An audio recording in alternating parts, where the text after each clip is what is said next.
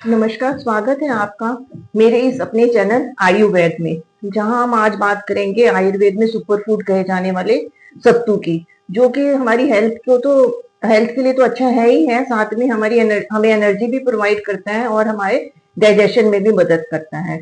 तो सत्तू जो होता है उसको बनाना कैसे है, उसके क्या क्या फायदे हैं या उसको यूज करते हुए हमें किस बातों का ध्यान रखना है, इसके बारे में हम आज डिटेल में बात करेंगे। नमस्कार, मैं डॉक्टर सपना अरोड़ा, एक आयुर्वेदिक ग्रेजुएट जिसको भी अपनी आयुर्वेदा रिलेटेड फील्ड में 35 ईयर से भी ज्यादा का एक्सपीरियंस है, और हमारी कंपनी इप्सा लैब्स के इरेजर और एरोडेंट के नाम से स्किन केयर और ओरल केयर रेंज के प्रोडक्ट्स भी आते हैं और लाखों लोग इसको यूज करके इसका बेनिफिट ले रहे हैं। तो शुरू करते हैं सत्तू से। सत्तू जो होता है वो दो तरह का बना सकते हैं हम। मीठा सत्तू भी बना सकते हैं और नमकीन सत्तू भी बना सकते हैं। तो सत्तू बनाने के लिए हमें सामग्री क्या चाहिए उसके बारे में बात करते हैं। इसके लिए हमें तकरीबन हम 2 कटोरी के करीब गेहूं लेंगे, एक आधा कटोरी के करीब चने की दाल और 1.5 कटोरी के करीब भुने हुए चने लेंगे। थोड़ी सी मिश्री जो है उसका हमने पीस के पाउडर बना लेना है। थोड़ा सा हमने अपने स्वाद के लिए जीरे को भूनकर उसका पाउडर बना लेना है, और थोड़ा सा सेंधा नमक अपने पास रख लेना है जब हमने सत्तू बनाना है। तो करना क्या है कि जो गेहूं है उसको हमने अच्छे से धो लेना है और उसको सूखने के लिए रख देना है। ऐसे ही चने की दाल को भी अच्छे से धो लेना है और उसको भी सूखने के लिए रख देना है। जब दोनों चीजें सूख जाएंगी तो इनको हमने अलग अलग भून लेना है। जब ये भून जाएंगे तो इसको हमने एक जगह कर लेना है, इकट्ठा कर लेना है। और जो हमारे चने हैं उनका हमने, जो भुने हुए चने हैं उनका हमने ऊपर से छिलका उतार देना है और उसको हमने अलग करके रख लेना है। इस तरह से इन तीनों चीजों को हमने चक्की से पिसवा लेना है और इसका महीन पाउडर बनवा लेना है। तो इस तरह ये हमारा सत्तू का जो पाउडर है वो तैयार हो गया है। अब बनाने के लिए हमने क्या करना है कि 2 चम्मच के करीब वो सत्तू का जो पाउडर है उसको एक गिलास में डालना है, और ऊपर से हमने घड़े का ठंडा पानी उसमें 1-1.5 गिलास डाल देना है।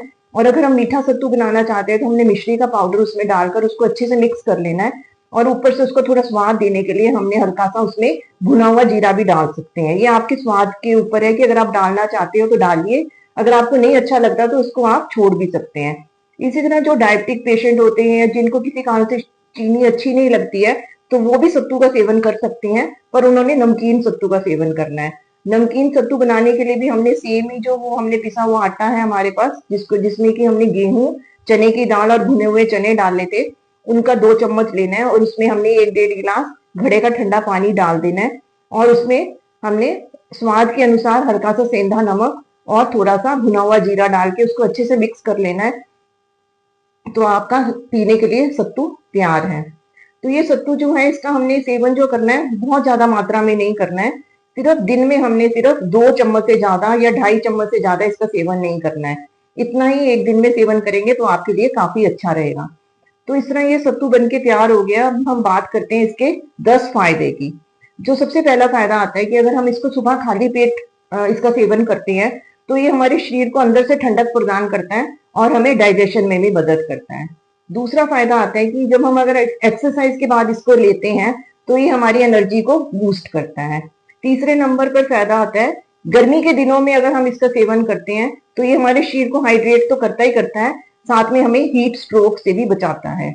अगला फायदा है कि भूख ना लगने पर अगर हम इसका सेवन करते हैं तो ये हमें न्यूट्रिशन प्रोवाइड करता है, कि अगर हमने भूख नहीं खाई है तो हमारा न्यूट्रिशन लेवल कम हो जाता है, पर इसका सेवन करने से ही हमारा न्यूट्रिशन लेवल जो है वो ठीक हो जाएगा, बल्कि हमें भूख लगने में भी मदद करता है ये। 5वें नंबर पर फायदा आता है कि जो डायबिटिक पेशेंट है वो इसका सेवन कर सकते हैं, पर उन्होंने, जैसे मैंने पहले भी बताया, उन्होंने नमक वाले सत्तू का सेवन करना है। तो उनमें ये उनको स्ट्रेंथ प्रोवाइड करता है, क्योंकि जो चने होते हैं वैसे भी डायबिटिक पेशेंट के लिए अच्छे होते हैं, तो उनको स्ट्रेंथ प्रोवाइड करेगा डायबिटिक पेशेंट को। 6वें नंबर पे फायदा बताया गया कि ये लघु होता है, मीन्स इजी टू डाइजेस्ट होता है, इसलिए इसका सेवन बच्चे, बूढ़े, जवान कोई भी इसका सेवन कर सकते हैं।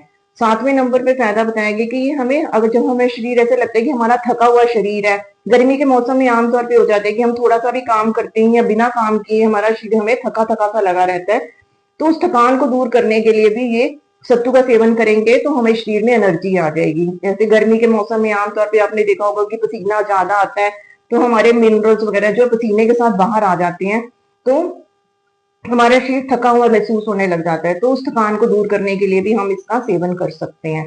8वें नंबर पे बताया गया कि ये हमें बल प्रदान करता है, मीन्स हमें एनर्जी प्रोवाइड करता है। 9वें नंबर की बात करें तो ये हमें सेटिस्फेक्शन प्रोवाइड करता है कि जब हम इसका सेवन कर लेते हैं, ये गिलास हमने सत्तू पी लिया, तो हमें अपने आप को तसल्ली हो जाती है कि जैसे हमें अपना पेट ऐसे लगता है कि भरा हुआ है, और साथ में इस बात की भी तसल्ली हो जाती है कि हमने जो सेवन किया है, घर का बना हुआ सत्तू सेवन किया है, हमने कोई बाहर की जो आर्टिफिशियल फ्लेवर ड्रिंक्स आती है उसका सेवन नहीं किया, जिसके कि हमारे शरीर को कई नुकसान भी होते हैं। सत्तू का हमारे शरीर को लाभ ही लाभ है, और हमें इस बात की सेटिस्फेक्शन भी होती है।